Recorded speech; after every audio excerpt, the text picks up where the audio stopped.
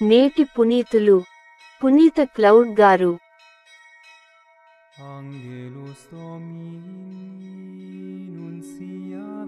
నా ప్రియపుత్రులుగా మీకు బోధించుటకే నేను ఇట్లు వ్రాయుచున్నాను.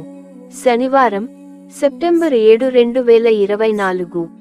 మొదటి పఠనం పునీత చిన్నప్ప గారు కొరింథీయులకు వ్రాసిన మొదటి లేఖ 4వ అధ్యాయం 9 నుండి 15 వచనాలు.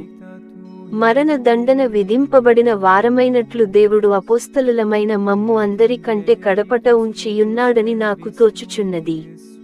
మేము లోకమునకు, దేవదూతలకు, మనుష్యులకు ప్రదర్శనగా ఉన్నాము.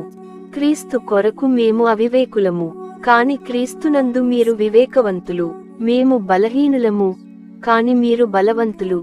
మేము తృణీకరింపబడుచున్నాము, కాని మీరు గౌరవింపబడుచున్నారు. ఈ క్షణము వరకు మేము ఆకలిదప్పులతో ఉన్నవారము, మావి చింపిరి గుడ్డలు. మేము హింసింపబడుచున్నాము, ఊళ్ళు పట్టుకొని మేము తిరుగుచున్నాము. మా పోషణకై మేము ఎంతో కష్టపడి పని చేయుదుము.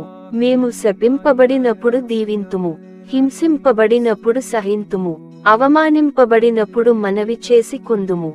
ఇప్పటి వరకు మేము ఈ లోకపు చెత్తగా, మరుగుగా ఎంచబడియున్నాము. మీరు సిగ్గుపడునట్లు చేయవలెనని నేను ఇట్లు వ్రాయుటలేదు. నా ప్రియపుత్రులుగా మీకు బోధించుటకే నేను ఇట్లు వ్రాయుచున్నాను. ఏలన క్రీస్తునందు మీ జీవితమున మీకు 10,000 మంది గురువులున్నను, మీకు తండ్రి ఒక్కడే.